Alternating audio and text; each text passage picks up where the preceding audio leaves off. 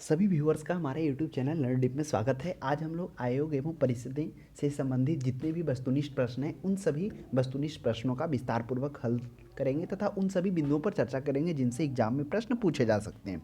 तो आयोग एवं परिषदें टॉपिक से रिलेटेड इससे पहले हम लोगों ने कुछ प्रश्नों का हल देखा था, जिसमें 50 प्रश्नों का हल देखा था। आगे उससे आज हम लोग आगे देखेंगे और उन सभी बिंदुओं पर भी चर्चा करेंगे जिनसे एग्जाम में प्रश्न बन सकते हैं। तो इससे पहले हम लोगों ने अंतर्राज्यीय परिषद देखा था, वित्त निगम के बारे में देखा था, राष्ट्रीय विकास परिषद देखा था, योजना आयोग देखा था, नीति आयोग, इन सभी बिंदुओं पर चर्चा हुई थी। आज विशेष रूप से वित्त आयोग से संबंधित प्रश्नों पर चर्चा हम लोग करेंगे और कुछ जो है संघ लोक सेवा आयोग, अखिल भारतीय सेवा आयोग, इन सभी बिंदुओं पर चर्चा होगी। नेक्स्ट है 51 क्वेश्चन।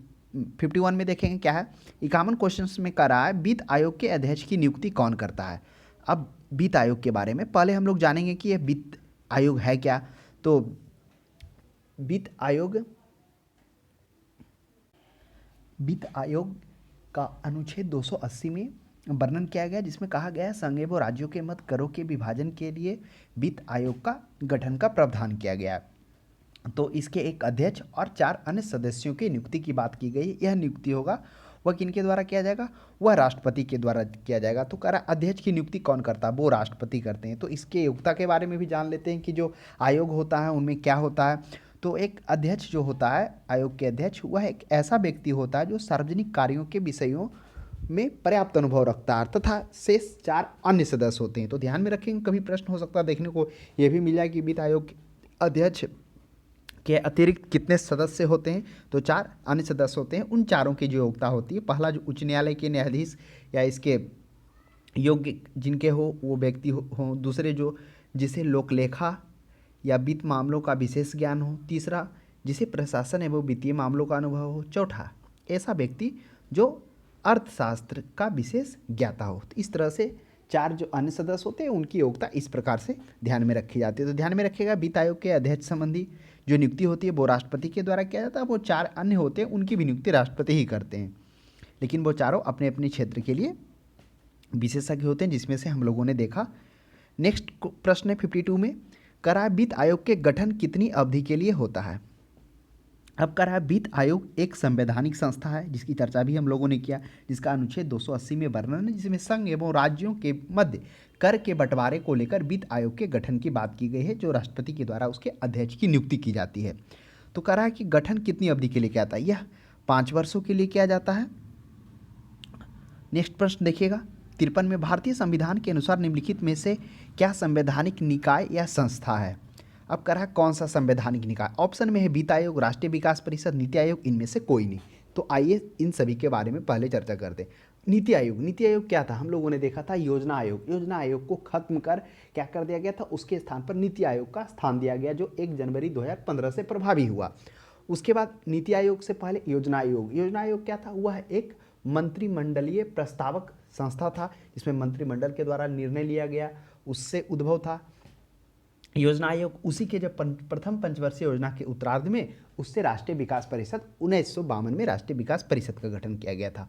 और यह सभी गैर संवैधानिक निकाय, लेकिन जो वित्त आयोग है उसका संविधान में वर्णन है। अनुच्छेद 280 के अनुसार संसदीय अधिनियम 1951 के माध्यम से वित्त आयोग के गठन का प्रावधान किया गया है। वित्त आयोग एक संवैधानिक संस्था है, इसका गठन राष्ट्रपति द्वारा प्रत्येक 5 वर्षों के लिए किया जाता है। तो ऑप्शन नंबर 1 हो जाएगा वित्त आयोग। नेक्स्ट 54 में देखिएगा, 54 में कह रहा भारत में वित्त आयोग का प्रमुख कार्य क्या है। प्रमुख कार्य हम लोग जानेंगे। कह रहा केंद्र और राज्यों के बीच राजस्व का वितरण करना, वार्षिक बजट तैयार करना, राष्ट्रपति के वित्तीय मामलों का परामर्श देना। देखिए वित्त आयोग का जो प्रमुख कार्य है वह हम लोगों ने देखा था कि केंद्र में वित्त आयोग का संघ है वो राज्यों के मध्य करों के विभाजन के लिए संविधान में वित्त आयोग का प्रावधान किया गया है। इसलिए संघ है वो राज्यों के वित्तीय संबंधों में वित्त आयोग का अत्यधिक महत्वपूर्ण है। तो ऑप्शन नंबर 1 हो जाएगा केंद्र और राज्यों के बीच राजस्व वितरण का। आगे हम लोग देखेंगे कि राज्य वित्त आयोग की सिफारिश पर क्या करता है। वित्त आयोग राज्यों के जो संवर्धित संचित निधि होता है, समेकित निधि होता है, उसके संवर्धन में अहम भूमिका होती है इसी वित्त आयोग का। नेक्स्ट प्रश्न है 55 में, केंद्र और राज्य में राजस्व के वितरण में सबसे महत्वपूर्ण भूमिका निम्नलिखित में से कौन निभाता है। नीति आयोग निभाता है, वित्त आयोग निभाता है, राष्ट्रीय विकास परिषद, अंतर्राज्यीय परिषद। तो देखिए इन सभी बिंदुओं की चर्चा हम लोगों ने पिछले अध्याय में किए हैं, नीति आयोग का, राष्ट्रीय विकास परिषद का, अंतर्राज्यीय परिषद का। अब करा केंद्र राज्य में राजस्व वितरण में, तो अभी हम लोगों ने देखा था कि संघ एवं राज्यों के मध्य करों के विभाजन के लिए संविधान में वित्त आयोग का प्रावधान किया गया है। कार्य है जो संघ और राज्यों के बीच करों के शुद्ध आगमकों का वितरण और राज्यों के बीच ऐसे आगमकों का आवंटन करना, ये किसका काम है? वह वित्त आयोग का काम है। तो वही करा केंद्र एवं राज्य में राजस्व के वितरण में सबसे अहम भूमिका किसका होता है? वह वित्त आयोग का होता है। और ऑप्शन 1, 2, 3 जो नीति आयोग है, राष्ट्रीय विकास की चर्चा भी अंतर्राज्यीय परिषद क्या था? अंतर्राज्यीय परिषद में हम लोगों ने देखा था कि अनुच्छेद 263 के तहत राष्ट्रपति को यह अधिकार प्राप्त है कि वह कुछ मुद्दों पर जांच के लिए, उस पर विचार के लिए क्या कर सकता? अंतर्राज्यीय विकास परिषद का गठन कर सकता है, जिसमें हम लोगों ने देखा था कुछ या एक से अधिक राज्यों के लिए समान हित की बात हो, या एक से अत्यधिक राज्यों के लिए क्या किया गया हो, समान ही ये मतलब कुछ किसी विषय पर अनुशंसा करने या नीति संबंधी कार्रवाई करने के लिए समन्वय हो, तो उस परिस्थिति में अंतर्राज्यीय परिषद का गठन किया गया था। तो इसकी चर्चा हम लोग पिछले भी क्लास में हम लोगों ने किया था। नेक्स्ट देखेंगे 56 में। 56 में करा राज्यों के सहायता अनुदान राजस्व आवंटित होता है अंतर्राज्यीय परिषद द्वारा, नीति आयोग द्वारा, वित्त आयोग द्वारा, राष्ट्रीय विकास परिषद द्वारा। तो राज्यों के सहायता अनुदान, तो देखिए अभी हम लोगों ने देखा था कि संघ एवं राज्यों के मध्य करों का विभाजन के लिए संविधान में वित्त आयोग का प्रावधान किया गया है। इसलिए संघ एवं राज्यों के वित्तीय संबंधों में वित्त आयोग का अत्यधिक महत्व है। उसके जो कार्य है मुख्य रूप से संघ एवं राज्यों के बीच करों के शुद्ध आगमकों का वितरण करना। दूसरा है भारत में संचित निधि में से राज्यों के राजस्व में सहायता को विनियमित करने वाले सिद्धांत, ये सभी क्या है? नीति आयोग हैं, वित्त आयोग हैं। तो राज्यों के सहायता अनुदान राजस्व आवंटित होता है, वह वित्त आयोग के द्वारा किया जाता है। नेक्स्ट 57 में देखेंगे सामान्यतः 5 वर्ष के बाद वित्त आयोग की स्थापना की जाती है। किसके द्वारा की जाती है? तो अभी हम लोगों ने देखा था वह केंद्रीय अनुदान और संघ के राजस्व में राज्यों के अंश निर्धारित करने के लिए सामान्यतः 5 वर्षों के बाद वित्त आयोग की स्थापना की जाती है। तो ध्यान में रखेंगे। नेक्स्ट प्रश्न है 58 में राज्यों के कर भाग को निर्धारित करने का अधिकार किसके पास है? तो राज्यों के कर भाग को, तो अभी हम लोगों ने देखा था, क्या देखा था कि संविधान के अनुच्छेद 280 के 1 के अंतर्गत में क्या कहा गया है कि राष्ट्रपति के द्वारा प्रत्येक 5 वर्ष के बाद एक वित्त आयोग का गठन किया जाएगा, जिसमें से क्या किया गया? हाल ही में अगर देखा जाए वित्त आयोग के गठन की बात, तो 27 नवंबर 2017 को भारत सरकार के पूर्व सचिव जो NK सिंह थे, क्या किया गया? उसकी की अध्यक्षता में 15वें वित्त आयोग का गठन किया गया और NK सिंह उसके क्या हैं? अध्यक्ष हैं, जो प्रभावी 20 से 25 है। तो राज्यों के कर भाग को निर्धारित करने का अधिकार किसके पास है? तो यह जो वर्णन जिसका अनुच्छेद 280 के 1 में हम लोगों ने जाना कि केंद्र एवं राज्यों के बीच मध्य कर का जो बंटवारा है वह वित्त आयोग के द्वारा किया था, उसी में से उसका जो वर्णन संविधान भाग 12 के अध्याय 1 के अधीन केंद्र और राज्यों के बीच विभाजित किए जाने वाले शुद्ध आगमकों के वितरण एवं आवंटन के विषय में सुझाव देना, यह किसका काम है? यह वित्त आयोग का काम है। तो इस प्रश्न का सही जवाब हो जाएगा राज्यों के कर भाग को निर्धारित करने का अधिकार वह वित्त आयोग के पास है। राज्य वित्त आयोग अनुशंसा करेगा तो वित्त आयोग इसकी सिफारिश करेगा और उसके आधार पर क्या किया जाएगा? राज्यों को आवंटित किया जाएगा कर। नेक्स्ट प्रश्न है केंद्र और राज्यों के मध्य वित्तीय विवादों के निपटने हेतु मुख्य एजेंसी क्या है? आपका केंद्र राज्यों के मध्य वित्तीय विवादों को यानी वित्त से संबंधित, अभी हम लोगों ने जाना कि वित्त आयोग जो है वह केंद्र और राज्य के मध्य कर बंटवारों को लेकर अहम भूमिका निभाती है। वह संघ और राज्यों के मध्य करों के विभाजन के लिए क्या किया गया था? संविधान में वित्त आयोग का गठन किया गया था, जो अनुच्छेद 280 के तहत 1 के तहत इसकी बात की गई, जो भाग 12 के अध्याय 1 में इस पर बात हुई है। अब कह रहा है वित्तीय विवादों को निपटने के लिए, तो आपको एक बात और ध्यान में रखना हो कि वित्त आयोग है जो सिविल न्यायालय की शक्तियां भी धारण करता है साथ में, और यह किसी भी विभाग से कोई भी दस्तावेज मंगवा सकता है, यदि किसी भी व्यक्ति को समन भी जारी कर सकता है ये। तो यह मामले रखता है वित्तीय मामले से संबंधित या किसी विभाग से। तो यह हो जाएगा ऑप्शन नंबर डी हो जाएगा कि वित्तीय विवादों से निपटने हेतु जो मुख्य एजेंसी है वह कौन सा है? मुख्य एजेंसी जो है वह वित्त आयोग ही होना चाहिए। तो अगर आपके अनुसार प्रश्न अगर लग रहा है कि कुछ और होना चाहिए तो आप अपना भी सजेशन इस प्रश्न पर दे सकते हैं। नेक्स्ट प्रश्न देखिए, मुख्य एजेंसी पूछ रहा है, तो मुख्य एजेंसी तो वित्त आयोग ही होगा ना। हाँ, वित्त मंत्री इसमें अहम भूमिका जरूर निभाते हैं। नेक्स्ट प्रश्न 60 में देखिए, भारत में संघीय वित्त संबंध रखता है। भारत में संघीय वित्त संबंध क्या रखता है? तो संघीय वित्त संबंध रखता है केंद्र और राज्यों के बीच वित्त से। तो ऑप्शन नंबर क्या हो जाएगा? 60 का ऑप्शन नंबर बी पर्याप्त होगा। किस संघीय वित्त यानी कि जो संघ में वित्त आयोग की स्थापना की जाती है वो किस लिए किया जाती है? वह संघ एवं राज्यों के बीच करों के मध्य जो उसका क्या कर सके, आवंटन कर सके, बंटवारा कर सके, उसी के प्रावधान के लिए क्या किया गया था? वित्त आयोग का स्थापना किया गया। तो ऑप्शन नंबर बी पर्याप्त होगा। नेक्स्ट 61 में देखिए, भारत में राष्ट्रपति को विशिष्ट केंद्र राज्य राजकोषीय संबंधों के बारे में सुझाव किसके द्वारा दिया जाता है? वित्त मंत्री के द्वारा दिया जाता है कि नीति आयोग के द्वारा कि वित्त आयोग के द्वारा? तो इस प्रश्न का सही जवाब हो जाएगा, वह हो जाएगा वित्त आयोग। यह बात उल्लेखनीय है कि आयोग की अनुशंसा की प्रकृति सलाहकारी होती है। इसकी जो प्रकृति होती है आयोग की वह सलाहकारी होती है, यानी इसको मानने के लिए सरकार बाध्य नहीं है। आयोग द्वारा की गई अनुशंसा के आधार पर राज्यों को प्राप्त धन को लाभकारी मामलों में लगने का उसे विधिक अधिकार होगा। तो आप ध्यान में रखिएगा, वही है केंद्र राजकोषीय संबंधी में सुझाव के लिए किसको जाना जाता है? वह वित्त आयोग के लिए, क्योंकि एक सलाह उल्लेखनीय है कि यह क्या है, यह एक अनुशंसाओं की प्रकृति यानी सलाहकारी प्रकृति होती है। इसको मानने के लिए केंद्र सरकार बाध्य नहीं होता है कि वह मानेगा ही मानेगा। नेक्स्ट प्रश्न 62 में देखिए, संघ एवं राज्यों के मध्य वित्तीय संसाधनों के वितरण के संबंध में सलाह देने के लिए राष्ट्रपति निम्नलिखित में से किसकी नियुक्ति 5 वर्ष के लिए करता है? अभी हम लोगों ने देखा था, क्या देखा था कि यह बात उल्लेखनीय है कि वित्त आयोग की अनुशंसा की प्रकृति जो होती है वह सलाहकारी होती है, जिसमें हम लोगों ने जाना था कि केंद्र राजकोषीय संबंधों के बारे में सुझाव किसके द्वारा दिया जाता है? तो जो वित्त आयोग का जो होता है वह सलाहकारी प्रकृति होता है, यानी इसको मानने के लिए राज्य सरकार केंद्र सरकार बाध्य नहीं है। उसी में कह रहा है किसकी नियुक्ति 5 वर्षों के लिए किया जाता है? तो राष्ट्रपति उसी में से सलाह देने के लिए राष्ट्रपति को निम्न में से वित्त आयोग की नियुक्ति की जाती है। यह वित्त आयोग 5 वर्षों के लिए किया जाता है।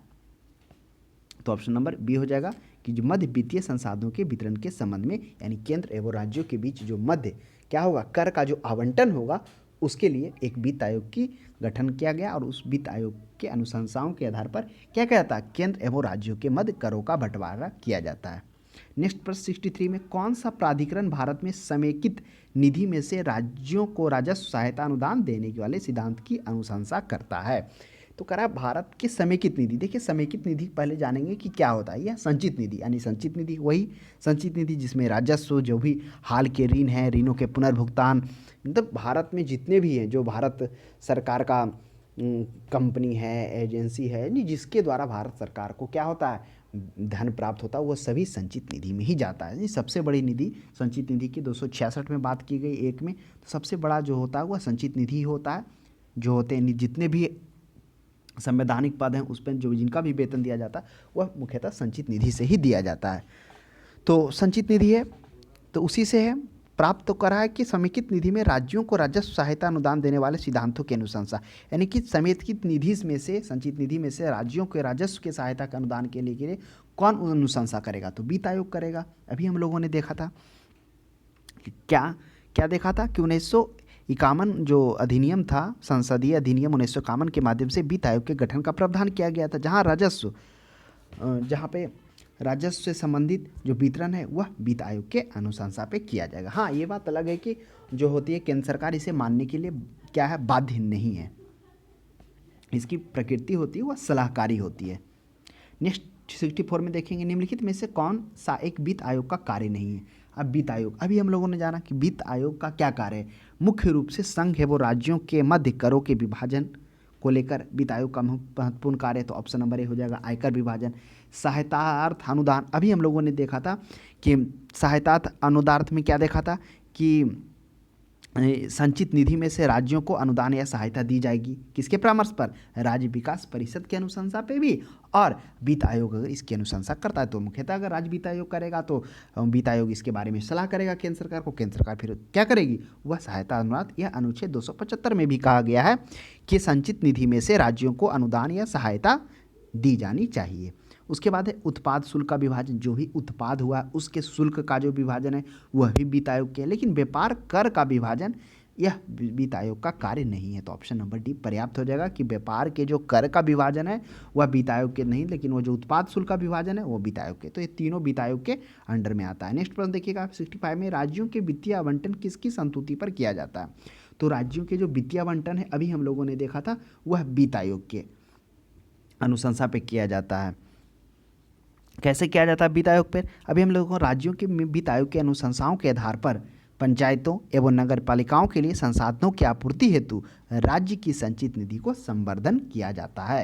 यानी यह क्या कर सकता है? राज्य वित्त आयोग को दे सकता है, और राज्य के जो समेकित निधि होगा उसमें वो क्या होगा?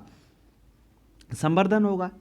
तो वह हो जाएगा राज्य में वित्तीय आवंटन किसकी संस्तुति पर किया जाता है? वह वित्त आयोग के संस्तुति पर ही राज्य वित्तीय आवंटन किया जाता है। यानी राज्य में कर का विभाजन जो भी उसका बन रहा है हिस्सा वो पहुंचाया जाएगा। नेक्स्ट प्रश्न देखिए 66 में, केंद्र राज्य वित्तीय संबंधों का निर्धारण कौन करता है? देखिए केंद्र राज्य, अभी हम लोगों ने देखा था कि केंद्र और राज्य के मध्य जो करों का विभाजन है, यानी जो वित्त से संबंधित निर्धारण करने का अधिकार है वह वित्त आयोग को, इसके लिए वित्त आयोग का गठन किया गया अनुच्छेद 280 के तहत अध्याय 12 के भाग 12 के अध्याय 1 के तहत, जिसमें केंद्र एवं राज्यों के बीच विभाजित की जाने वाले करों के शुद्ध आगमकों के वितरण और आवंटन की बात की गई है। तो ऑप्शन नंबर हो जाएगा वित्त आयोग। नेक्स्ट 67 में है, भारतीय संविधान में किस अनुच्छेद के अंतर्गत वित्त आयोग का गठन किया जाता है? कौन सा है अनुच्छेद? तो वह अनुच्छेद है 280। अनुच्छेद 280 के तहत क्या कहा गया है कि संघ एवं राज्यों के मध्य करों के विभाजन के लिए संविधान में एक वित्त आयोग के गठन की बात की गई है। जो हम लोगों ने जाना कि वित्त आयोग एक सलाहकारी संस्था है जिसको मानने के लिए केंद्र सरकार बाध्य नहीं है। नेक्स्ट 68 में, वित्त आयोग में अध्यक्षता के अतिरिक्त कितने सदस्य होते हैं? ये भी हम लोगों ने जाना, पहला प्रश्न यही था कि वित्त आयोग के अध्यक्ष कौन होते हैं। तो वित्त आयोग के अध्यक्ष की नियुक्ति है वह राष्ट्रपति के द्वारा की जाती है। उनकी जो योग्यता है अध्यक्ष का वह क्या हो जाना चाहिए? जो सार्वजनिक कार्यों का अनुभव रखते हो वो वित्त आयोग के अध्यक्ष होंगे। और इसके अलावा 4 अन्य सदस्यों की बात की गई है कि 4 अन्य सदस्य होंगे। उन 4 सदस्यों की क्या योग्यता होगी उन्हें भी हम लोग जान लेते हैं, हो सकता है प्रश्न आपको देखने को मिल जाए। तो पहला जो होंगे 4 सदस्यों में एक सदस्य जो उच्च न्यायालय के न्यायाधीश की योग्यता रखने वाला व्यक्ति हो, यानी उच्च न्यायालय के न्यायाधीश के बराबर योग्यता रखते हो। दूसरा क्या हो? जिसे वित्त एवं लेखा का ज्ञान, विशेष ज्ञान हो वित्त एवं लेखा का। तीसरा क्या होना चाहिए? वो व्यक्ति होना चाहिए जिनको वित्तीय एवं प्रशासन मामलों का अनुभव रखने वाले व्यक्ति हो। और चौथा होना चाहिए आर्थिक मामलों के विशेष व्यक्ति हों। तो इस तरह से 4 व्यक्तियों के बारे में हम लोगों ने जान लिया।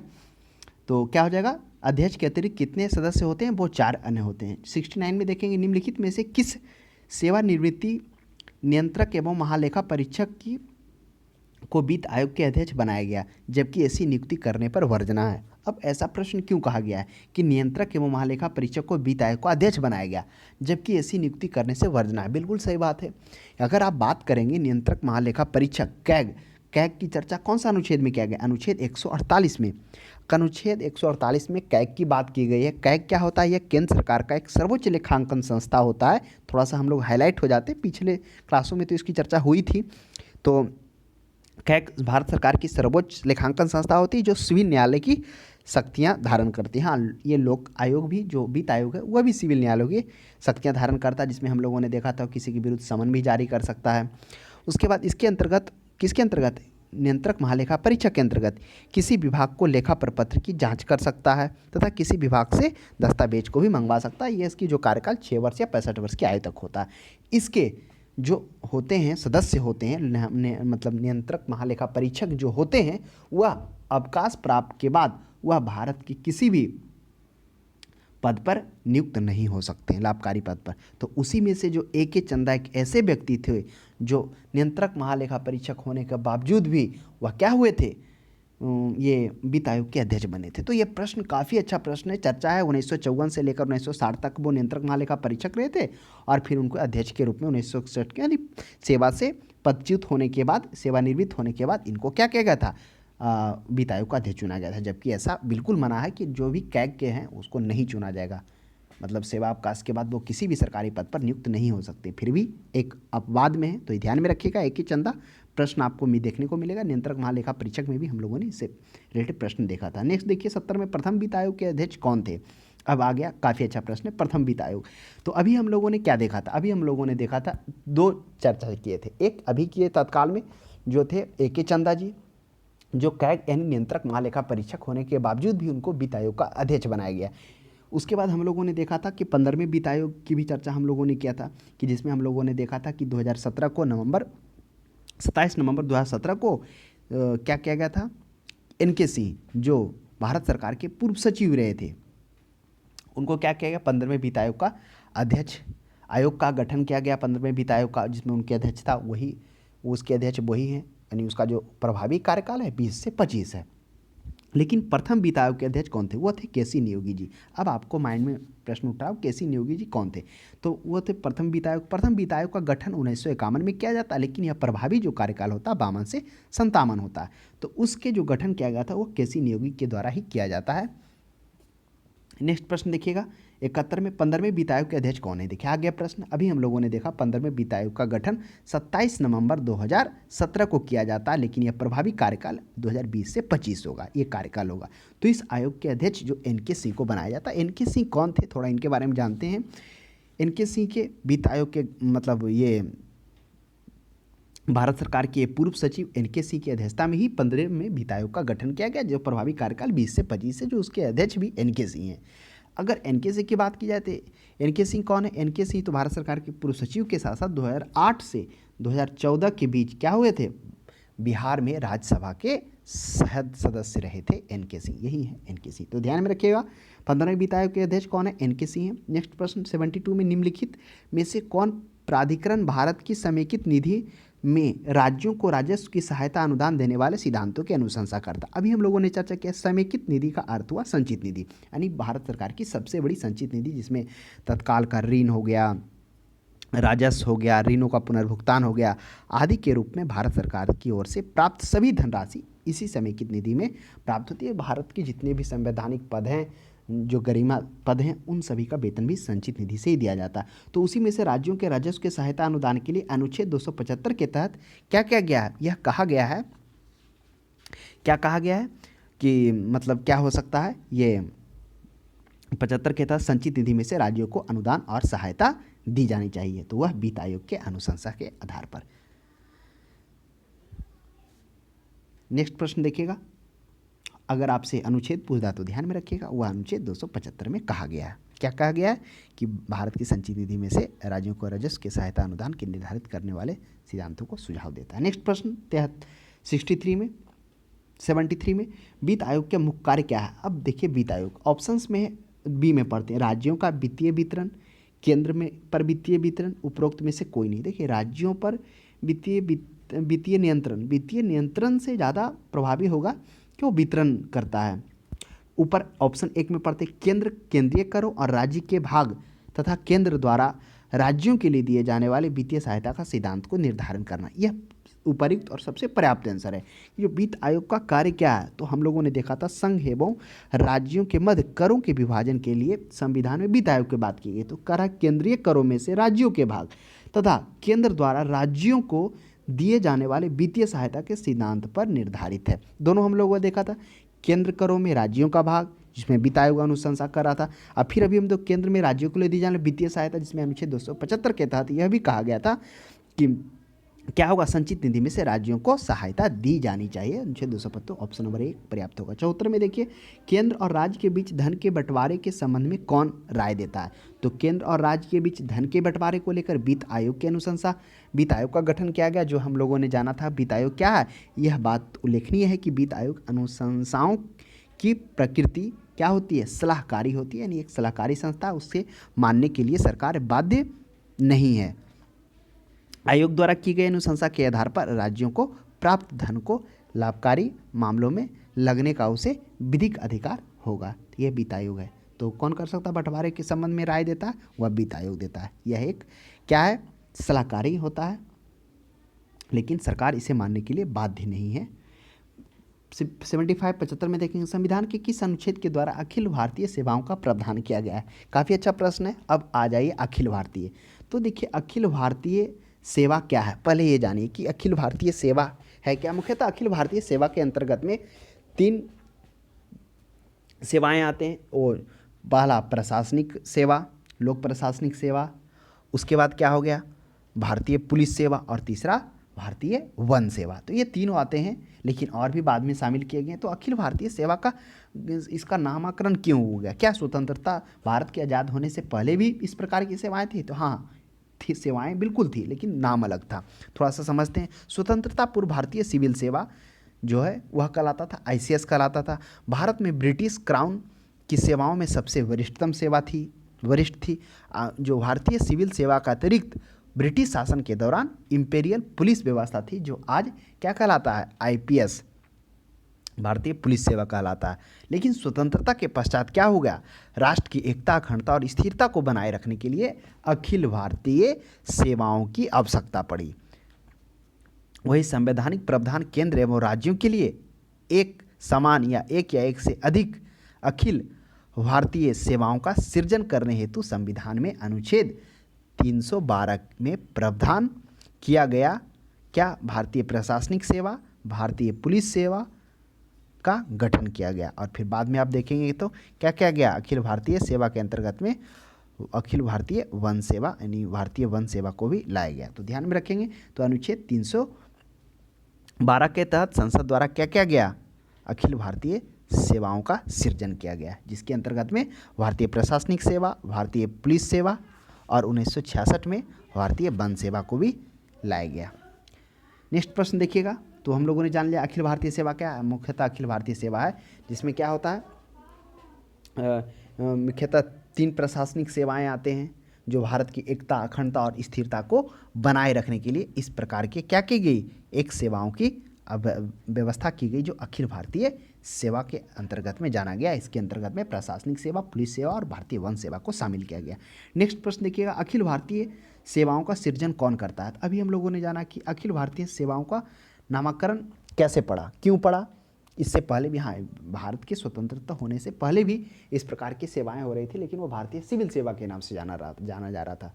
लेकिन फिर भारत में एकता, अखंडता और स्थिरता को बनाए रखने के लिए एक क्या चीज़ का जरूरत पड़ा, एक अखिल भारतीय सेवा का जरूरत पड़ा, जिसका नाम पड़ा अखिल भारतीय, जिसके में अनुच्छेद 312 के तहत में उसमें भारतीय प्रशासनिक सेवा, भारतीय पुलिस सेवा, फिर आगे आप देखेंगे तो 1966 में भारतीय वन सेवा को ही लाया गया।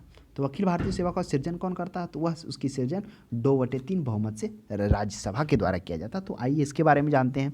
क्या किसी भी अखिल भारतीय सेवाओं का जो प्रारंभ है राज्यसभा द्वारा किया जाता है। संविधान के अनुच्छेद 312 भी हम लोगों को देखा, जो इसका जो अनुच्छेद 312 के तहत क्या किया गया था। आगे आप देखेंगे कि अखिल भारतीय का तो गठन अधिनियम 1951 के तहत किया गया, लेकिन कुछ समय बाद 1966 में भारतीय वन सेवा को भी लाया गया। तो अनुच्छेद 312 के तहत में क्या है, राज्यसभा में उपस्थित और मत देने वाले सदस्यों के कम से कम 2/3 बहुमत के संकल्प से घोषित कर राष्ट्र हित में अखिल भारतीय सेवा का सृजन की आवश्यक है, तो संसद क्या कर सकता है, उस पर विधि एवं संघ और राज्यों के लिए सम्मिलित एक या एक से अधिक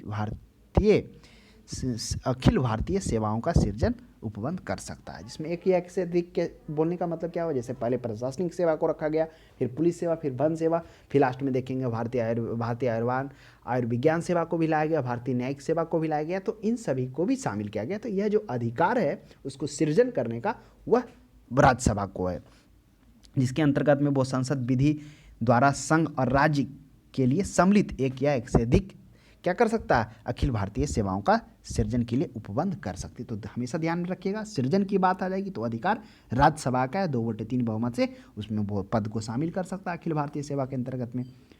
तो मुख्यतः जो अखिल भारतीय सेवा के अंतर्गत में भारतीय प्रशासनिक सेवा, भारतीय पुलिस सेवा और भारतीय वन सेवा शामिल है। नेक्स्ट, संविधान के किस अनुच्छेद के अंतर्गत अखिल राज्यसभा नए अखिल भारतीय सेवाओं की रचना प्रस्तावित करती है। तो अभी हम लोगों को जाना हुआ अनुच्छेद 312 के तहत।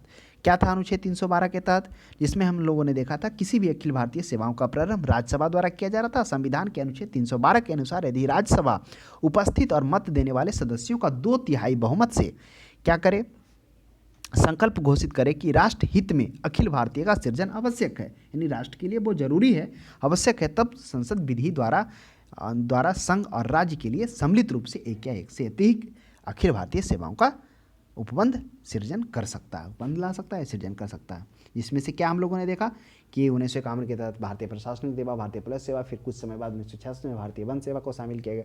फिर आगे आपको देखने को मिलेगा कुछ और भारतीय न्यायिक सेवा, भारतीय आयुर्विज्ञान सेवा को भी इसमें शामिल किया गया। नेक्स्ट, क्या भारत में संयुक्त राज्य अमेरिका की भांति लोक सेवाओं का विभाजन है? तो क्या संयुक्त राज्य अमेरिका के भांति? इसका प्रश्न आप हमें कमेंट बॉक्स में दीजिए क्या होगा। नेक्स्ट 80 में देखिए, भारत में किस प्रकार की प्रशासनिक सेवाएं हैं? तो भारत में किस प्रकार की प्रशासनिक सेवाएं हैं? अखिल भारतीय सेवा, केंद्रीय सेवा, प्रांतीय सेवा, उपरोक्त में से सभी। तो भारत में प्रशासनिक सेवा की बात की जाए तो तीनों प्रकार की प्रशासनिक सेवा है। कौन कौन है? भारत में 3 प्रकार की लोक सेवाएं, एक अखिल भारतीय सेवाएं, दूसरा केंद्रीय सेवाएं और तीसरा प्रांतीय सेवाएं। आप अगर देखेंगे तो भारत की आज़ादी से पहले भी यह 3 प्रकार की ऐसी 1866 में जब क्या करता है, कांग्रेस मांग करता है, तो उसमें मुख्यतः 3 प्रकार की सेवाएं, अखिल भारतीय सेवाएं, केंद्रीय सेवाएं, प्रांतीय सेवाएं। अखिल भारतीय सेवाओं का जो चयन होता था वो ब्रिटेन से होता था, यह स्वतंत्रता पूर्व से पहले की बात बता रहे हैं। केंद्रीय सेवा में जिसका चयन भारतीयों से होता था, और प्रांतीय सेवा में जिसका भी चयन भारतीयों से होता था। तो इस तरह से आज़ादी के पहले भी प्रावधान थे, और आज़ादी के बाद जब भारत आज़ाद हुआ तो प्रशासनिक सेवाओं में अभी भी 3 प्रकार के अखिल भारतीय सेवाओं के अंतर्गत में हम लोगों ने देखा, जिसमें मुख्यतः 3 होते हैं, प्रशासनिक सेवा, पुलिस सेवा और वन सेवा। केंद्रीय सेवा में केंद्रीय अधिकारी होते हैं, प्रांतीय सेवा में जो राज्य स्तर के होते हैं समन्वय के लिए। तो उपरोक्त में से तीनों हो जाएगा। नेक्स्ट देखिए 81 में निम्नलिखित में से कौन अखिल भारतीय सेवा नहीं है?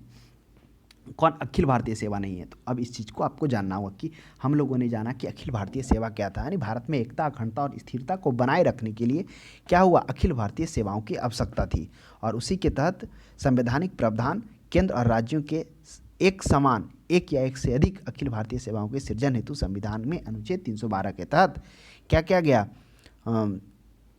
के तहत भारतीय प्रशासनिक सेवा और भारतीय पुलिस सेवा का गठन भी किया गया। बाद में 1966 में भारतीय वन सेवा को शामिल किया गया। तो पुलिस सेवा है, प्रशासनिक सेवा है, पुलिस सेवा है, वन सेवा है, लेकिन ऑडिट और अकाउंटेंट सेवा नहीं है। तो ऑप्शन नंबर सी हो जाएगा। नेक्स्ट, अखिल भारतीय सेवा में सम्मिलित नहीं है। तो अभी हम लोगों ने जाना कि अखिल भारतीय सेवा क्या है। अखिल भारतीय सेवा के अंतर्गत में भारतीय प्रशासनिक सेवा, भारतीय पुलिस सेवा और भारतीय वन सेवा, भारतीय विदेश सेवा नहीं है। ये चीज़ ध्यान में रखिएगा, भारतीय विदेश सेवा यह अखिल भारतीय सेवा के अंतर्गत में नहीं आता। तो अखिल भारतीय सेवा क्या था, वो हम लोगों ने जाना कि स्वतंत्रता प्राप्ति के बाद क्या हुआ, भारत में एकता, अखंडता और स्थिरता को बनाए रखने के लिए अखिल भारतीय सेवाओं की आवश्यकता पड़ी, जिसके अंतर्गत में प्रशासनिक और पुलिस और वन सेवा को शामिल किया गया। तो विदेश सेवा नहीं आता। नेक्स्ट, अखिल भारतीय सेवा नहीं है।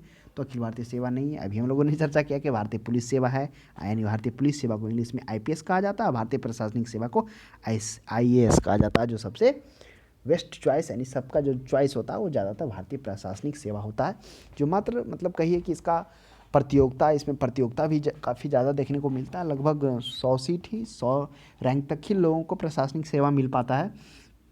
उसके बाद भारतीय वन सेवा, भारतीय राजस्व सेवा नहीं है। तो अखिल भारतीय सेवा के अंतर्गत में ये 3 आते हैं। नेक्स्ट प्रश्न देखिएगा 84 में, 1961 के तक किसी अतिरिक्त अखिल भारतीय सेवा की स्थापना नहीं की गई थी। बिल्कुल सही बात है कि 1961 तक किसी अतिरिक्त अखिल भारतीय सेवा की स्थापना नहीं की गई थी। तब से अब तक अखिल भारतीय सेवाओं की सूची में शामिल की गई सेवा निम्न में से कौन है? करा 61 तक तो 3 ही था, जिसमें हम लोगों ने देखा कुछ समय बाद वन सेवा है, लेकिन करा उसके बाद 61 तक कौन कौन था? भारतीय प्रशासनिक और पुलिस सेवा। हालांकि वन सेवा भी 61 के बाद ही आता है। तो करा तब तक से अब तक भारतीय सिविल सेवाओं की सूची में कौन शामिल किया? अब आपके माइंड में उठ रहा हो कि अखिल भारतीय सेवा के अंतर्गत में 3 ही प्रकार के सेवा आ रहा था, लेकिन यह भी हम लोगों ने जाना था कि अनुच्छेद 312 के तहत राज्यसभा को यह अधिकार था कि वह क्या कर सकता है, राष्ट्र हित में एक या एक से अत्यधिक अखिल भारतीय सेवाओं का, मतलब एक या एक से अधिक राज्यों को जब जरूरत हो समान अधिकार के लिए, तब वह क्या कर सकता है, 2/3 बहुमत से राज्यसभा क्या कर सकता है, संसद मतलब राज्यसभा यानी संसद विधि द्वारा संघ और राज्यों के लिए सम्मिलित रूप से एक या एक से अधिक अखिल भारतीय सेवाएं का सृजन कर सकता है। तो जिसमें से 1961 के बाद कौन कौन सा देखने को मिला, आइए देखते हैं। पहला भारतीय वन सेवा तो बिल्कुल है 1966 में। भारतीय आयुर्विज्ञान सेवा, भारतीय सांख्यिकी सेवा, भारतीय न्यायिक सेवा। तो इन सभी बिंदुओं पर क्या हो गया, इसको अखिल भारतीय सेवा के अंतर्गत में क्या किया गया, सेवाओं की सूची में शामिल किया गया। तो इस प्रश्न का सही जवाब क्या हो जाएगा, 84 का हो जाएगा D 1 2 3 4। नेक्स्ट प्रश्न देखिएगा, भारतीय लोक प्रशासन संस्था की स्थापना कब की गई? अब कह रहा भारतीय लोक प्रशासन संस्था की स्थापना। अब करा भारतीय लोक प्रशासन संस्था है क्या, तो आपको हम बता दें भारतीय लोक प्रशासन संस्था है, यह पंडित जवाहरलाल नेहरू के समय में ही लाया गया था। वह फोर्ड फाउंडेशन के व्यक्तियों को बुलाकर उन्हीं के द्वारा परामर्श से यह लिया गया था। ये फोर्ड फाउंडेशन कौन है, आप याद करिए, फोर्ड फाउंडेशन की चर्चा हम लोगों ने कब किया था, जब गहन कृषि विकास की बात हो रही थी, गहन कृषि जिला विकास की जब आई थी, यानी IADP क्या था, इंसेंटिव एग्रीकल्चर डिस्ट्रिक्ट प्रोग्राम। उस समय भी फोर्ड फाउंडेशन को बुलाकर क्या गया था, 1960 ईस्वी में बुलाया जाता है। उसके बाद उन्हीं के अनुशंसा पर 7 राज्यों में से 7 जिलों को चुना जाता है जहाँ पर गहन कृषि विकास की जाती है, जिसमें कृषि के विकास में बढ़ोतरी देखने को मिलता है। फिर इसको बढ़ाकर क्या करा जाता है, 7 जिला से 114 जिला शामिल किया जाता है, जो क्या कराता है, IAAP Indian area agriculture project कहलाता है। तो ये बात आप ध्यान में रखिएगा। उसी में से क्या होता है, परिस्थिति को थोड़ा समझिए कि ये लोक प्रशासन संस्था की स्थापना हुआ मार्च 1954 में किया जाता है। क्या होता है, यह दूरदर्शी जवाहरलाल नेहरू का सपना था कि उन्होंने फोर्ड फाउंडेशन के एक सलाहकार dean Paul H Apple boy को बुलाते हैं, जिन्हें भारत सरकार द्वारा इस विषय पर परामर्श देने के लिए आमंत्रित किया गया था। यही फोर्ड फाउंडेशन जिसकी चर्चा हम लोग IAAP में भी किए थे, यानी IAAP क्या था, इंडियन एग्रीकल्चर डिस्ट्रिक्ट प्रोग्राम, यानी गहन कृषि जिला प्रोग्राम कार्यक्रम के अधीन में, जो 1960 ईस्वी में चालू किया गया था। फिर 1964-65 में देखेंगे 114 जिला शामिल इसमें कर लिया गया था, इसको बढ़ा दिया गया था। फिर इसी के बाद क्या देखने को मिला था, हरित क्रांति देखने को मिला था। तो उसी फोर्ड फाउंडेशन में से यहाँ पे भी बुलाया जाता है लोक प्रशासन संस्था के लिए डीन पॉल एप्पल बॉय को बुलाया जाता है, जिन्हें भारत सरकार के द्वारा इस विषय पर परामर्श देने के लिए आमंत्रित किया गया था। वर्ष 1953 में किए गए सर्वेक्षण के सिफारिश के आधार पर 29 मार्च 1954 को भारतीय लोक प्रशासन संस्थान की स्थापना की जाती है। तो आप ध्यान में रखिएगा 1954 की भारतीय लोक प्रशासन है क्या, लोक मने हो गया समुदाय, हो गया जन, हो गया यानी लोगों का, यानी जो उसमें कहिए लोगों का कल्याण जो, वही लोक प्रशासन हो गया। प्रशासन और लोक प्रशासन दोनों में अंतर, लोक मने हो गया जन समुदाय का प्रशासन, यानी आप कह सकते हैं कि राज्य के उद्देश्य और नीति कितनी भी प्रभावशाली और आकर्षक और उपयोगी क्यों ना हो, उनसे उस समय तक कोई लाभ नहीं होता जब तक उनको प्रशासन के द्वारा कार्य के रूप में परिणत नहीं किया जाए। यानी मान लेते हैं बहुत सारा नीति है, बहुत सारा आकर्षक है और उपयोगी नीतियाँ हैं, लेकिन वो तब तक उपयोग नहीं होगा जब तक लाभ नहीं होगा, जब तक उसको उपयोग में ना लाया जाए। तो उसी को कह रहा है कि उनको प्रशासन द्वारा कार्य के रूप में परिणत नहीं किया जाए, इसीलिए प्रशासन के संगठन, व्यवहार और प्रक्रियाओं के अध्ययन करना आवश्यक हो जाता है। और इसीलिए लोक प्रशासन संस्था की स्थापना की गई। अर्थात प्रशासन को आप कह सकते हैं, लोक प्रशासन को, कि स्वप्न और उनकी पूर्ति के बीच दुनिया है और उसे हमारी व्यवस्था, स्वास्थ्य और जीवन शक्ति की कुंजी माना जाता है। कौन, लोक प्रशासन को, यानी जो चीज़ आप देखें कि इस तरह से होना चाहिए, लेकिन वास्तविकता में वैसा मुश्किल है, तो उसके बीच की जो कड़ी है, स्वप्न और उनकी पूर्ति के बीच की जो दुनिया है, वही क्या करता है, हमारी व्यवस्था, स्वास्थ्य और जीवन शक्ति की कुंजी माना जाता है। तो आप ध्यान में रखिएगा, वह 1954 ईस्वी में लाया गया था। नेक्स्ट 86 में भारतीय पुलिस सेवा का प्रशिक्षण कहाँ होता है, काफ़ी अच्छा प्रश्न है। भारतीय पुलिस सेवा है, ना कि IAS है। अगर रहता प्रशासनिक सेवा तो उसका आंसर मैसूरी होता, तो यह है हैदराबाद, सरदार वल्लभ भाई पटेल वहीं है भारतीय पुलिस सेवा। तो ध्यान में रखिएगा का प्रशिक्षण कहाँ है, वह है हैदराबाद में। नेक्स्ट प्रश्न, अखिल भारतीय सेवाओं की नियुक्ति की जाती है। अब बताइए अखिल भारतीय सेवाओं की नियुक्ति किसके द्वारा की जाती है, राष्ट्रपति के द्वारा, संघ लोक सेवा आयोग के द्वारा, प्रधानमंत्री के द्वारा, संसद के द्वारा। तो इस प्रश्न का सही जवाब हो जाएगा अखिल भारतीय सेवाओं की जो नियुक्ति है वह राष्ट्रपति के द्वारा की जाती है। अब इस प्रश्न का जो नियुक्ति की बात हो रहा है, देखिए अगर नियुक्ति की बात है तो क्या हो जाएगा, वह राष्ट्रपति होगा। अगर सृजन का बात रहता है, सृजन का मतलब क्या होता है, उसके गठन करने का, उसमें शामिल करने का, उसको बनाने का, तो वह हो जाता राज्यसभा हो जाता है, जिसमें हम लोगों ने देखा था कि 2/3 बहुमत से वो अखिल भारतीय सेवाओं का सृजन कर सकता है, जिसके अंतर्गत में हम लोगों ने देखा था पहले प्रशासनिक सेवा था, पुलिस सेवा था, बाद में वन सेवा लाया गया। फिर 1961 के बाद में हम लोगों ने देखा बहुत सारा भारतीय आयुर्विज्ञान सेवा, इंजीनियरिंग सेवा, आईएएस भी लाया गया। तो ये जो है सृजन करने का वो है राज्यसभा को। तो इस चीज़ को ध्यान में रखिएगा, ऐसा नहीं कि ऑप्शन में देखिए राज्यसभा तो नियुक्ति तो मार दीजिएगा। तो राष्ट्रपति नियुक्ति होगा। नियुक्ति का अर्थ होता है तैनाती, यानी किसी पद के लिए। तो वह जो तैनाती का जो अधिकार है वह किसे है, वह राष्ट्रपति को है, वह नियुक्ति राष्ट्रपति करता है। तो ध्यान में रखिएगा। अब आपके यहाँ पर संघ लोक सेवा आयोग है, तो कहीं ना आपके माइंड में ये भी उठे, हाँ यूपीएससी ये क्या करता है, यह एक एजेंसी है जो प्रतियोगी परीक्षाओं को केंद्रीय प्रतियोगी विभिन्न केंद्रीय सेवाओं हेतु क्या करता है, भर्ती का एक एजेंसी है संघ लोक सेवा आयोग। लेकिन अखिल भारतीय सेवाओं की बात की जाए तो नियुक्ति में राष्ट्रपति हो जाएगा। नेक्स्ट, तो जान लिया। फिर से एक बार हम रिकॉल कर लेते चीज़ों को कि विभिन्न केंद्रीय सेवाओं हेतु भर्ती की एक एजेंसी है, वह कौन है, वह है संघ लोक सेवा आयोग। लेकिन यहाँ पर प्रश्न पूछा था कि अखिल भारतीय सेवाओं की नियुक्ति कौन करता है, वह हो जाएगा राष्ट्रपति, यानी तैनाती किसी पद के। सिविल सेवाओं का भारतीयकरण किया गया किसके शासनकाल में। अब देखिए सिविल सेवाओं का भारतीयकरण है। अब हम लोग जानेंगे कि सिविल सेवा का किस तरह से सृजन हुआ। सिविल सेवा का सृजन की बात की जाए तो वह कर्नवालिस के समय में, यानी कर्नवालिस जो 1786 ईस्वी से 1793 ईस्वी तक रहता है।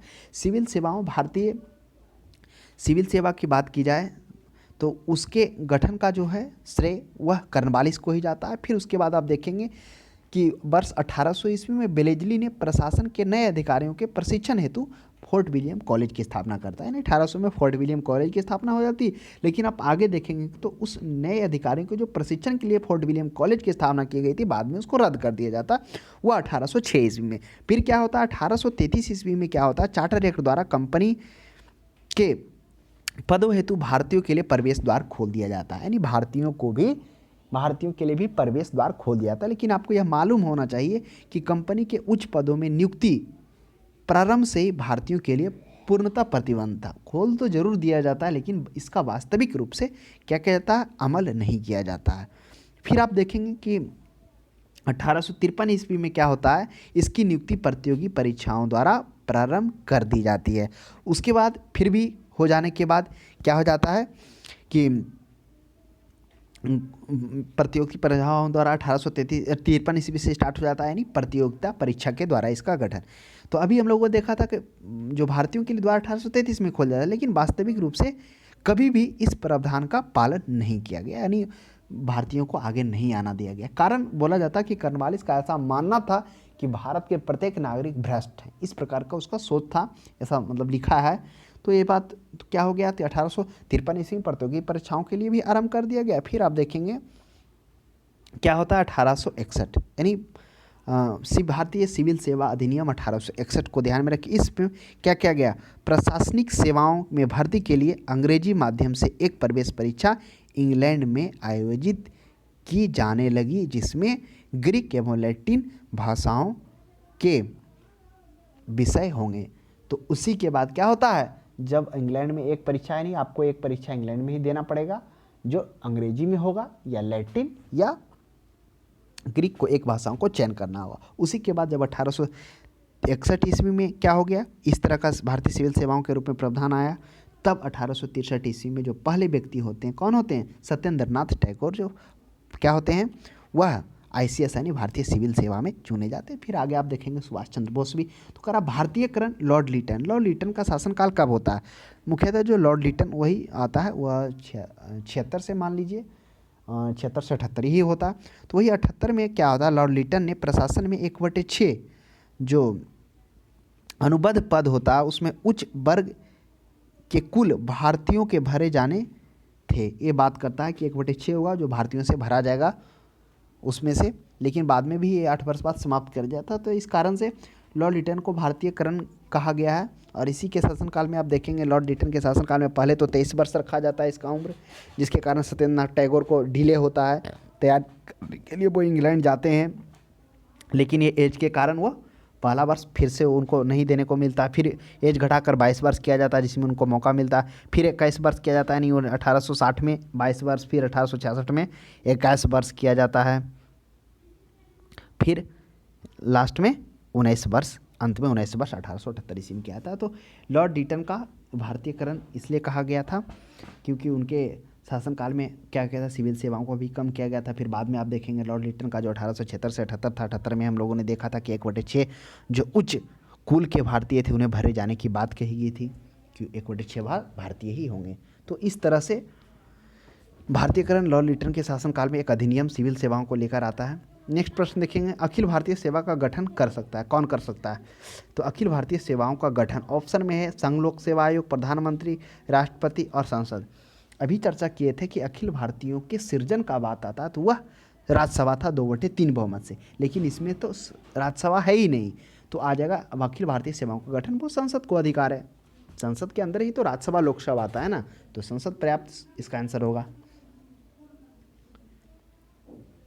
और अनुच्छेद तो आपको मालूम होगा 312।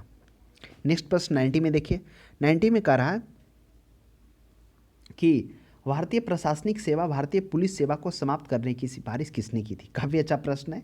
ऑप्शन में है डेवर आयोग, खरे आयोग, वालकर आयोग और राजमन्नार आयोग। तो इस प्रश्न का सही जवाब हो जाएगा राजमन्नार आयोग। आइए हम लोग जानते हैं कि राजमन्नार आयोग क्या था और यह क्या सिर्फ अखिल भारतीय सेवाओं की बात की थी कि यह और भी कुछ सिफारिश किया था।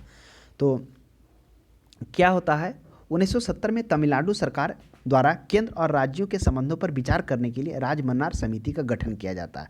यह जो राजमन्नार समिति है वह मुख्यतः केंद्र और राज्य के संबंधों को विचार करने के लिए गठन किया जाता है। यह जो मुख्यतः सिफारिश करता है 356 और 357 के विलोपन की भी बात करती है, तथा यह आयोग जो होता है, जो इसके जो आयोग होते हैं यानी अध्यक्ष जो होता है वह राजमन्नार ही होते हैं। साथ में 2 अन्य सदस्य होते हैं, PS रेड्डी भी होते हैं और PL मदलियार भी होते हैं। ये 2 सदस्य अन्य सदस्य होते हैं। वही वर्ष 1971 ईस्वी में क्या होता है, यानी कहने का मतलब यह जो आयोग गठन किया था कब किया था, वह वही 1969 में 1971 में अपना रिपोर्ट यह प्रकाशित करता है। कौन? राजमन्नार आयोग, जिसके अध्यक्ष खुद राजमन्नार जी होते हैं, PV राजमन्नार होते हैं। 2 अन्य सदस्य में जिसमें एक रेड्डी जी देखा और एक मदलियार जी थे, ये 2 थे। वो अपने रिपोर्ट सौंपते हैं इस और इस नियुक्ति की इस कतार और उन्होंने और साथ में क्या करते हैं, इस 356 और 357 के विलोपन की तो बात करते हैं, तथा राज्यपाल की नियुक्ति की प्रक्रिया में राज्यों को शामिल किए जाने की भी बात ये करते हैं साथ में। तो हो सकता है प्रश्न आपको ये भी देखने को मिले कि राज्यपाल की नियुक्ति प्रक्रिया में राज्यों को शामिल कर किए जाने की बात कौन करता है। हालांकि ये बात आप सरकारी आयोग में भी देखेंगे तो वहाँ पर भी इस चीज़ को बात किया गया था। सरकारी आयोग वही सरकारी आयोग जो 1600 पेजों की रिपोर्ट अपनी सौंपती है, 247 मांगे करती है, सिफारिशें करती हैं। उसमें से हम लोगों ने देखा सरकारी आयोग वो कब आया था, वो आया था 1900, देखिए माइंड से निकल गया, आगे याद आ जाएगा तो बता देंगे। तो उसी तरह राजमन्नार आयोग ये जो सिफारिश करता है राज्यपाल के तथा इन्हीं के द्वारा क्या होता है, ये राजमन्नार आयोग के द्वारा भारतीय प्रशासनिक सेवा, भारतीय पुलिस सेवा को क्या कहता है, केंद्र द्वारा जो राज्यों के लिए जो नियुक्त किया जाता है, इस नियुक्ति की समाप्त करने की बात करता है राजमन्नार आयोग। तो ध्यान में रखिएगा राजमन्नार आयोग कौन थे, वो इस आयोग के अध्यक्ष थे जो अपनी रिपोर्ट कब सौंपते हैं, वह 1971 ईस्वी में सौंपते हैं। नेक्स्ट प्रश्न देखिएगा, संविधान के कौन सा अनुच्छेद संघ लोक सेवा आयोग से संबंधित है? दो आयोग और है, डेबर आयोग, खर्रे आयोग, इसकी चर्चा हम लोग आगे देखने को मिलेगा। संविधान के कौन सा अनुच्छेद संघ लोक सेवा आयोग से संबंधित है? अब देखिए, अभी हम लोगों ने देखा कि अखिल भारतीय सेवा के अंतर्गत में क्या आ रहा था, भारतीय प्रशासनिक सेवा, भारतीय पुलिस सेवा, भारतीय वन सेवा लाया गया। अब संघ लोक सेवा आयोग क्या है, तो इससे संघ लोक सेवा आयोग की बात की जाए तो इसका जो 315 से 323 तक आयोग के गठन, सदस्यों की नियुक्ति, पदमुक्ति, स्वतंत्रता, शक्तियों, कार्यों सभी का वर्णन किया गया है 315 से 323 तक संघ लोक सेवा आयोग का। तो आप ध्यान में रखिएगा अनुच्छेद 315 हो जाएगा आयोग से संबंधित। नेक्स्ट, संविधान के किस अनुच्छेद द्वारा संघ और राज्यों के लिए लोक सेवा आयोग का प्रावधान किया गया है? तो संविधान के किस अनुच्छेद द्वारा संघ और राज्यों के लिए लोक सेवा आयोग? तो अभी हम लोगों ने जाना कि संघ, उसके लिए क्या किया गया, संघ लोक सेवा आयोग का गठन किया गया, वह 315 के तहत, जिसमें संघ क्या होता है, चुनकर राज्यों को क्या करता है, केंद्र और राज्यों के समन्वय के लिए ये लोक सेवा आयोग को चुनकर वह भेजता है। तो संघ राज्यों के लिए लोक सेवा आयोग का प्रावधान अनुच्छेद 315 के तहत में किया गया है। नेक्स्ट प्रश्न देखिएगा 92 के बाद 93, निम्नलिखित में से वह देश कौन है जिसने सिविल सेवा के प्रतियोगिता परीक्षा सबसे पहले शुरू किया था। देखिए यह प्रश्न काफ़ी अच्छा है। अगर बात की जाए तो चीन वह सबसे पुराना सिविल सेवा होने का प्रमाण मिलता है चीन में। अगर आधुनिक विश्व में सिविल सेवाएं की बात किया तो वह फ्रांस का देन है। तो इस प्रश्न का कह रहा है कि सिविल सेवा प्रतियोगिता परीक्षा शुरू करने का श्रेय वही सबसे पहले अगर बात होने का प्रमाण चीन में मिलता है तो वह चीन को ही इस प्रश्न का सही जवाब मिलेगा। आधुनिक अगर बोला जाता तो वो लगा। अगर भारत में बात की जाए तो भारत में तो आप किस तरह से देखें कि कर्नवालिस के समय में सिविल सेवा को लाया जाता, फिर बेलेजली के टाइम में उसके लिए फोर्ट विलियम कॉलेज की स्थापना की जाती है, फिर 1833 ईस्वी में भारतीयों के लिए भी यह प्रवेश द्वार खोला जाता है, लेकिन इसका कभी अमल नहीं किया जाता। फिर आप देखेंगे 1853 ईस्वी में प्रतियोगिता परीक्षाओं का आरंभ किया जाता है, यानी इसका जो है नियुक्ति प्रतियोगी परीक्षाओं के द्वारा किया जाने लगता है। फिर आप आगे देखेंगे 1857 के बाद विक्टोरिया आती है। विक्टोरिया घोषणा करती है कि इसमें बिना रंग रूप बिना रंग का भेद किए हुए सभी को समान तरीके से क्या किया जाएगा, लिया जाएगा, जिसमें उसके बाद भी कुछ समय बाद हम देखने को भी नहीं मिलता। फिर 1861 का अधिनियम आता है। 1861 के सिविल सेवा अधिनियम में हम लोगों ने क्या देखा, जिसमें उसमें देखा कि आयु को थोड़ा कम किया जाता, 23 से 22 किया जाता है। उसके बाद और क्या था उसमें हम लोगों ने देखा था 1861 में देखा कि जो भर्ती का जो माध्यम है उसमें एक भाषा अंग्रेजी में होगा। इस अंग्रेजी का जो एग्ज़ाम होगा वो ब्रिटेन में जाकर देना पड़ेगा, जिसमें से ग्रीक और लैटिन भाषाओं में से एक भाषाओं को चुनना होगा। तो इस तरह से उसके बाद फिर सत्येंद्रनाथ टैगोर पहले भारतीय होते हैं जो सिविल सेवा में आते हैं। तो इस तरह से भारत का ये इतिहास रहा है सिविल सेवा का। लेकिन अगर इसमें प्रथम की बात की जाए सबसे पहले तो वो चीन का माना जाता है।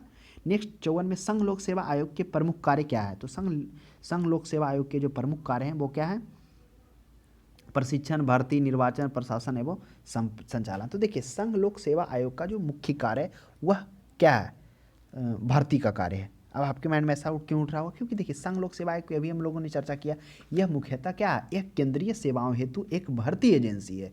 संघ लोक सेवा आयोग द्वारा प्रतियोगी परीक्षाओं का आयोजन किया जाता है, इसलिए इस प्रश्न का सही जवाब हो जाएगा भर्ती है, यानी वो एक एजेंसी है जो यूपीएससी के नाम से जाना जाता है। इसी के तहत आईएएस, आईपीएस, भारतीय वन सेवा इन सभी को चुना जाता है। नेक्स्ट प्रश्न 95 में देखेंगे, संघ लोक सेवा आयोग अपना प्रतिवेदन किसको सौंपता है। तो संघ लोक सेवा अपना प्रतिवेदन राष्ट्रपति को सौंपता है। यह भी काफ़ी अच्छा प्रश्न है, थोड़ा समझते हैं। संघ लोक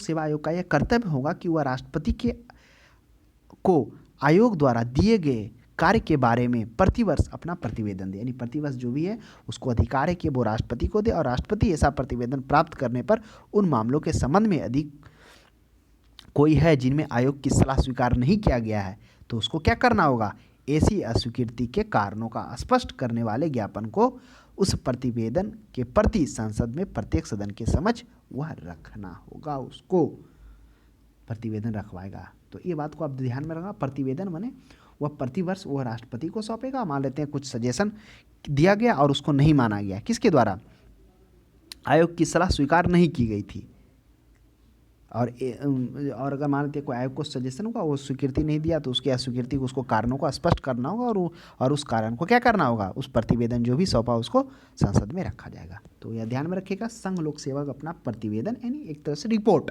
वो किसको सौंपता है, राष्ट्रपति को सौंपता है। और यह भी अधिकार है कि अगर वो कोई दिया जाता नहीं माना जाता तो वह जो अकारण है, वह जो अकारण जो अस्वीकृति है उस कारणों को स्पष्ट करने के लिए वह ज्ञापन सहित प्रतिवेदन के प्रति संसद के प्रत्येक सदन के समक्ष रखवाता है राष्ट्रपति।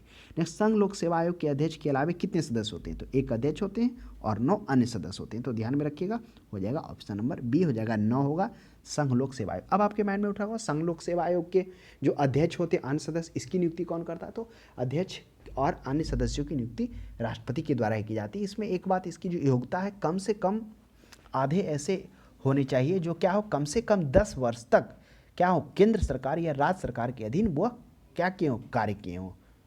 तो आधे सदस्य कम से कम वैसे होने चाहिए जो 10 वर्ष केंद्र सरकार या राज्य सरकार के अधीन काम किए हो, वही इस आयोग के अध्यक्ष या सदस्य हो सकते हैं। नेक्स्ट प्रश्न, संघ लोक सेवा आयोग के अध्यक्ष की नियुक्ति कौन करता है। तो अध्यक्ष की नियुक्ति और अन्य सदस्यों की भी नियुक्ति राष्ट्रपति ही करता है। अगर प्रश्न में देखने को मिल जाता कि राज्यसभा अध्यक्ष के अन्य सदस्यों की नियुक्ति, तो वह भी राष्ट्रपति होता, अध्यक्ष है तो राष्ट्रपति ही होगा।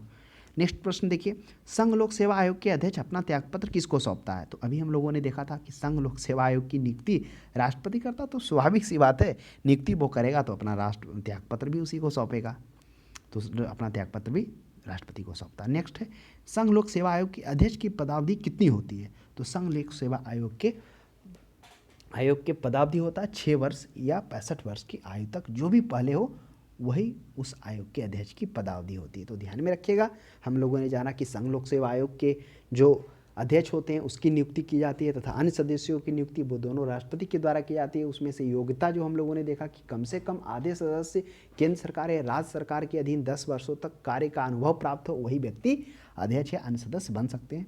तो उनका जो कार्यकाल 6 वर्ष या 65 वर्ष, अध्यक्ष के जो कार्यकाल होता है पदावधि होता है 6 वर्ष या 65 वर्ष की आयु तक होता है। तो आज के लिए इतना ही, अब हम लोग अगले क्लास में मिलते हैं। आपको यह क्लास कैसा लगा कमेंट बॉक्स में ज़रूर बताएं।